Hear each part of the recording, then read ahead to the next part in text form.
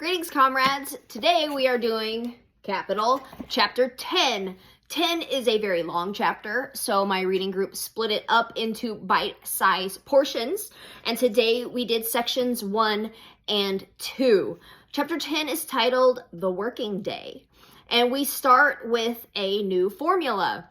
We're going to think of this one as points on a line. You think back to your algebra days. We have A, B, and C, again, as points on a line. These represent hours of the working day. A to B is your necessary labor time. Okay, we talked about this last week. This is our constant. Necessary labor time is a constant. And then B to C is our surplus labor time, which is variable, right?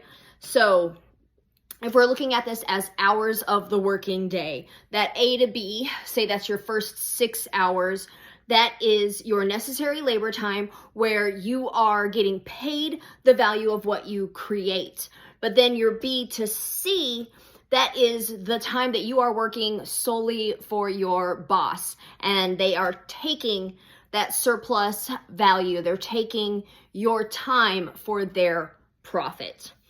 We have a quote here that I just wanted to read verbatim because it's a great quote. And it goes, "Capital is dead labor that vampire-like only lives by sucking living labor and lives the more labor it sucks. The time during which the laborer works is the time during which the capitalist consumes the labor power he has purchased of him." It's great. Marx is very verbose, but sometimes he says stuff that sounds really fucking cool. Let's see. We have a couple more things here. This is just kind of based on our discussion where we were talking about modern day ways that the boss steals time from the worker. And the big one I always think of is the commute, right? I live in Austin, and people have hour-long commutes during rush hour, before and after work. That is 2 hours that you are spending for your boss, right? Because you have to get to work, but you are not getting paid for that time. So they are stealing that surplus labor time from you. But also things like we think about Amazon delivery drivers that aren't allowed pee breaks.